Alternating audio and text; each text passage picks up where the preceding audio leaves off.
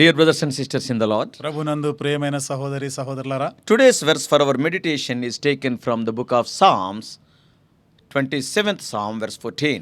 నేటి దిన మన ధ్యానం కొరకు 27వ కీర్తన 11వ వచనం నుండి 14వ వచనం నుండి తీసుకొనబడింది. Be of good courage, and he shall strengthen thine heart. ధైర్యము తెచ్చుకొని నీ హృదయమును నిబ్బరముగా నుంచుకొనుము తెలుగులో ఉంది.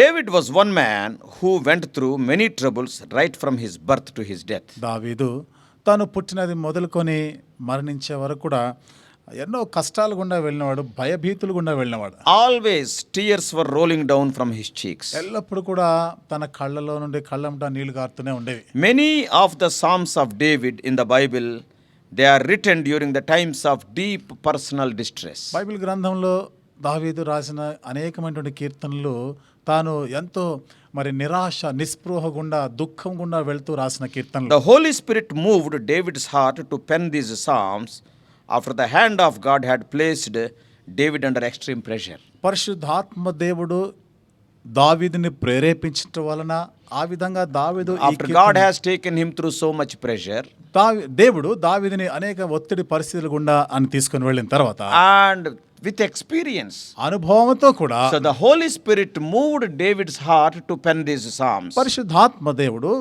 దావీదు యొక్క హృదయాన్ని ఈ విధంగా ఈ మాటలు రాయడానికి ప్రేరేపించాడు. That's why these psalms give us great comfort when we go through times of discouragement and distress. అందుకనే మన నిరాశ నిస్పృహల గుండా వెళ్తున్నప్పుడు ఈ కీర్తనలు మనకు ఎంతో ఆదరణిచ్చేవిగా ఉంటాయి. So David for sure had his own troubles. కాబట్టి నిశ్చయంగా దావీదు కష్టాల గుండా వెళ్ళాడు. If you are acquainted with the scriptures, మీకు లేఖనాలతో పరిచయం ఉంటే you can recall that when he was a teenager, he started looking after his father's flock. తాను యుక్త వయసులో అంటే బాల్య దశలో ఉన్నప్పుడు తండ్రి యొక్క గొర్రెలను మేపుతూ ఉండేవాడు. When prophet Samuel came to Bethlehem to anoint the future king of Israel, మరి ప్రవక్త అయిన సమూయేలు ఇశ్రాయేలుకి భవిష్యత్తులో రాజును కొరకు అభిషేకించడానికి బెత్లెహేంకి వెళ్ళినప్పుడు, when he went to the house of Jesse, యెషై ఇంటికి వెళ్ళినప్పుడు, all the other 7 elder brothers of David were at home except the last one, David. దావీదు యొక్క మిగతా 7 అన్నలందరూ ఇంట్లో ఉన్నారు. ఈ దావీదు ఒక్కడే ఆ ఇంట్లో లేడప్పుడు. What an injustice to the last child. చూడండి, కడసారి వాడు లేదా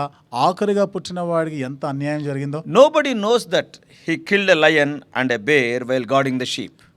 గొర్రెలను కాస్తూ ఉండగా సింహాన్ని చంపినట్లు, ఎలుగుబంటిని చంపినట్లు ఎవరికి తెలియదు. Though he did such exploits in his teenage, sad to say, nobody even from his own house knew about those heroic deeds. తన బాల్యంలోనే ఇంతటి శూర కార్యాన్ని అతడు చేయగలిగినప్పుడు విచారకరమైన సంగతి, తన సొంత ఇంటిలో ఉన్నవారే ఆ శూర్య కార్యాన్ని ఎరగకుండా ఉన్నారు. Later, after Samuel anointed David, ఆ తర్వాత సమూయేలు దావీదుని అభిషేకించిన all of తర్వాత us know how Saul hated David. సౌలు దావీదుని ఏ విధంగా ద్వేషించాడో మనం అందరం ఎరుగుతాం. He hunted him as a beast ఆయన తనని ఒక మృగమును తరిమినాడు. and always tried to kill David. ఎప్పుడు కూడా దావీదుని చంపాలనే ప్రయత్నించాడు. David's life was filled with one trouble after another. దావీదు జీవితం అంతా కూడా ఒక కష్టం పోతే మరొక కష్టం అలాగే సాగింది. In his later years also, see how many tears. ఆ తర్వాత సంవత్సరాల్లో కాలంలో కూడా ఎన్ని కన్నీళ్లు ఉండినాయో. As a result of his sin committed with Bathsheba, బత్షెబాతో తాను చేసిన పాప ఫలితంగా 4 of his sons died. 4 కుమారులు చనిపోయారు.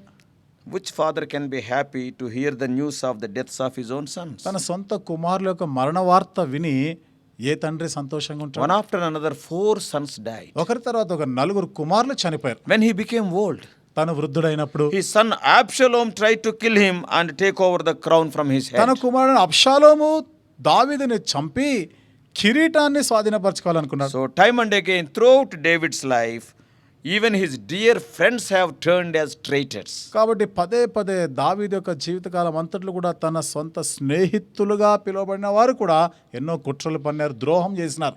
Yet always by the grace of God, David saw that his help was of the Lord. ఆయనను దేవుని కృపను బట్టి ఎల్లప్పుడు కూడా దావీదు తన యొక్క సహాయం దేవుని నుండి వస్తుందని ఆయన ఎదురు చూస్తాడు. His strength was not of himself. తన బలము, తనకున్న బలము తన సొంతది కాదు. His deliverances were not due to his cleverness and strength. తన యొక్క విడుదల అనేది తనకున్న తెలివి, జ్ఞానం బట్టి కాదు అని ఎరిగి ఉన్నాడు. But the Lord delivered him all the time. అయితే దేవుడే అన్ని పరిస్థితుల్లో అన్ని వేళలా ఆయనే విడిపించినాడు. Coming to our own lives, మన జీవితాల మాటకు వస్తే, we also as the children of God have many times of trials in our lives. మనం కూడా దేవుని బిడ్డలంగా అనేక పర్యాయాలు కష్టాలు ఇబ్బందులు గుండా వెళ్తుంటాం. Often these trials bring us down to tears. తరచుగా ఈ కష్ట పరిస్థితులు మనల్ని కన్నీళ్లకు గురి చేస్తుంటాయి. Sometimes it looks as if all things are running smoothly, but then suddenly the Lord sends a trial. కొన్ని పర్యాయాలు అంత సజావుగా సాగిపోతుంది అనుకోకుండానే దేవుడు ఏదో ఇబ్బందికరమైన పరిస్థితి అనుమతిస్తాడు. Then everything begins to shatter and collapse upon us.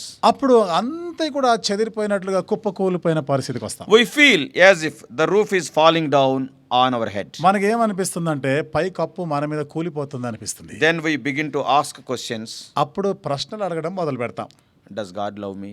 దేవుడు నన్ను ప్రేమిస్తున్నాడా? Does God care? దేవుడు నా గురించి పట్టించుకుంటున్నాడా? What about this problem, this sickness or this trial? ఈ సమస్యల సంగతి ఏమిటిది? ఈ రోగాలు, ఈ కష్టాలు, దీని సంగతి ఏమిటిది? What about the recurring troubles I am facing in my married life? వివాహ జీవితంలో తరచుగా నేను ఎదుర్కొంటున్న ఈ కష్టాల సంగతి ఏమిటి? These problems are looking insurmountable. కాబట్టి ఈ సమస్యలు, ఈ కష్టాలన్నీ కూడా ఇక నాకు అర్థం కానట్టున్నాయి. అన్నీ cannot- కూడా ఎక్కువైపోతున్నాయి. I cannot overcome them. నేను వాటిని జయించలేను. Other times we face troubles in the church also. మరి మిగతా సమయాల్లో సంఘాల్లోనూ కష్టాలు ఎదుర్కొంటున్నాం. So dear brother, dear sisters, కాబట్టి ప్రేమైన సహోదరి సహోదరుడా, are you in such a situation today? ఈ రోజు నువ్వు ఇలాంటి పరిస్థితిలో ఉన్నావా? Maybe question after question is flocking in your mind. ప్రశ్న తర్వాత ప్రశ్నలన్నీ కూడా నీ మనసులోకి వస్తున్నాయి. After accepting Jesus Christ as your Savior and Lord, why all these troubles? యేసుక్రీస్తుని నీ రక్షకుడుగా ప్రభువుగా అంగీకరించిన తర్వాత ఎందుకు ఈ కష్టాలన్నీ నీకు Not ఎదురవుతున్నాయి? one after another. ఒకటి కాదు, ఒకటి తర్వాత ఒకటి వస్తూనే Is ఉన్నాయి. there no end to these trials? ఈ కష్టాలు, ఈ ఇబ్బందులు అన్నిటికీ ముగింపు లేదా? If you are like that, ఒకవేళ నీ పరిస్థితి అదే అయితే there is an answer in the verse for our meditation today. నేటి దినం మన ధ్యానం యొక్క వచనములో దానికి జవాబు ఉంది. In Psalm 27:14, 27వ కీర్తన 14వ God వచనం, comes to us with a final word of counsel. దేవుడు అంతిమైనటువంటి ఆ మాట ఆదరించే మాటతో లేదా సలహా ఇచ్చే మాటతో వస్తున్నాడు మన A దగ్గరికి. final and all sufficient word of wide application.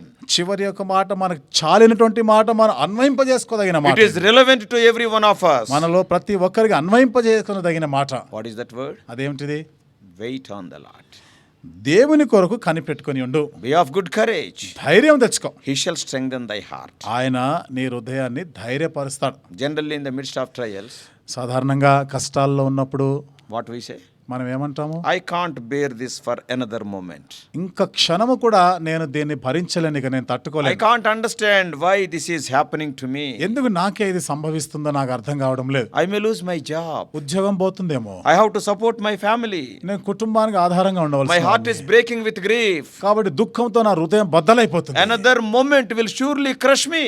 మరొక మరుక్షణము నిజంగా నన్ను నలిచివేస్తుంది. I am afraid about death. కాబట్టి మరణం గురించి నేను భయపడుతున్నా. I am afraid about what is going to happen to me tomorrow. రేపు నాకు ఏమి జరగబోతుందో అనే భయమే ఉంది నాకు. I am concerned about my troubles, about my children. నా పిల్లల గురించి, కష్టాల గురించి నాకు ఎంతో భయం వేస్తా ఉంది. Will I have enough money, enough time, enough strength to make it through? కాబట్టి నాకు ఈ పరిస్థితులు గుండా దాటి వెళ్ళడానికి చాలినంత డబ్బు, చాలినంత ఆరోగ్యము, సహాయం ఉంటుందా? Will I survive? నేను బ్రతకగలనా? Like this, so many other anxieties may be filling your heart today. ఇలాంటి అనేకమైనటువంటి ఆందోళనకరమైనటువంటి పరిస్థితులు, చింతన కలిగించే పరిస్థితులు నీకు ఎదురవుతుండొచ్చు. Sometimes the happenings in the church may further nullify your joy. కొన్నిసార్లు సంఘంలో జరుగుతున్నటువంటి పరిస్థితులు నీ జీవితాన్ని ఎంతో నలగగొట్టినట్లుంటాయి. But today God is saying to you, అయితే ఈరోజు దేవుడు నీతో చెప్తున్నాడు, wait.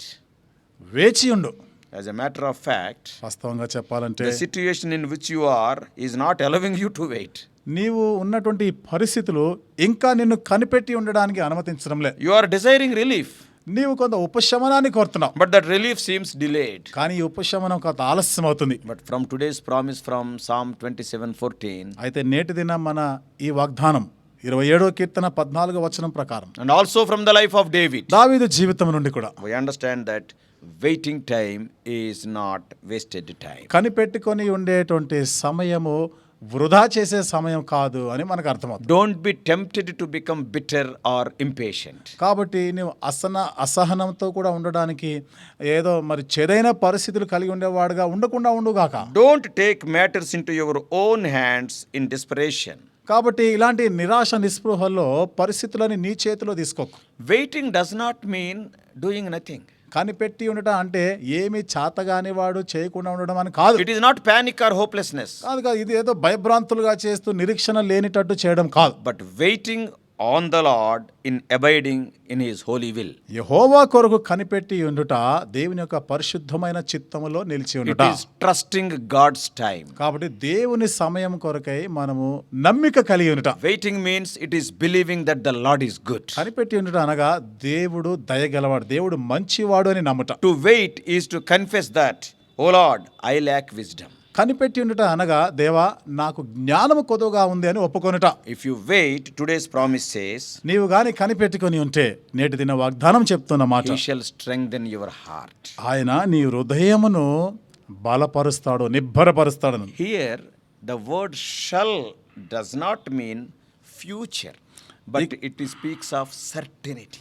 ఇక్కడ బలపరుస్తాడు అనేటువంటి మాట తర్వాత జరగబోయే లేదా రాబో దినాల్లో జరుగుతుందని కాదు, ఖచ్చితంగా అది ఇప్పుడు ప్రస్తుతం గురించి మాట్లాడుతున్నాడు ఆయన. Surely it will be done. నిశ్చయంగా అది జరుగుతుంది. So, dear brother and dear కాబట్టి sister, ప్రియమైన సహోదరి సహోదరుడా, let us learn to wait. కాబట్టి కనిపెట్టి ఉండుట నేర్చుకుందాము గాక. By faith, let us put our trust in Him in all our trials. విశ్వాసంతో మనం ఎదుర్కొనేటువంటి కష్టాలు ఇబ్బందులు అన్నిటిలో కూడా ఆయన యందే మనం నమ్మిక ఉంచుదాము గాక. Let us wait confidently, silently and humbly. కాబట్టి మనం ఎంతో ధైర్యంగాను మౌనంగా దీనులమై ఆయన కొరకు కనిపెట్టి ఉందాము గాక. Before whom we are waiting? ఎవరి ఎదుట కనిపెట్టుకొని ఉంటున్నాం? The all powerful eternal Jehovah we are waiting. సర్వశక్తుడు శాశ్వతుడైనటువంటి యెహోవా దేవుని ఎదుట మనం కనిపెట్టుకొని And He will ఉంటున్నాం. strengthen our hearts. ఆయనే మన హృదయాలని నిబ్బరపరుస్తాడు, May God help us ధైర్యపరుస్తాడు. to understand more and more such truths as we go through these experiences of life. మన జీవితంలో ఇలాంటి అనుభవాలు గుండా వెళ్తూ ఉండగా ఇలాంటి సత్యాలు అధికంగా మనం అర్థం చేసుకునేలాగా దేవుడు మనకు సహాయం చేయనుగా. May God bless you. దేవుడు నిన్ను దీవించునుగా.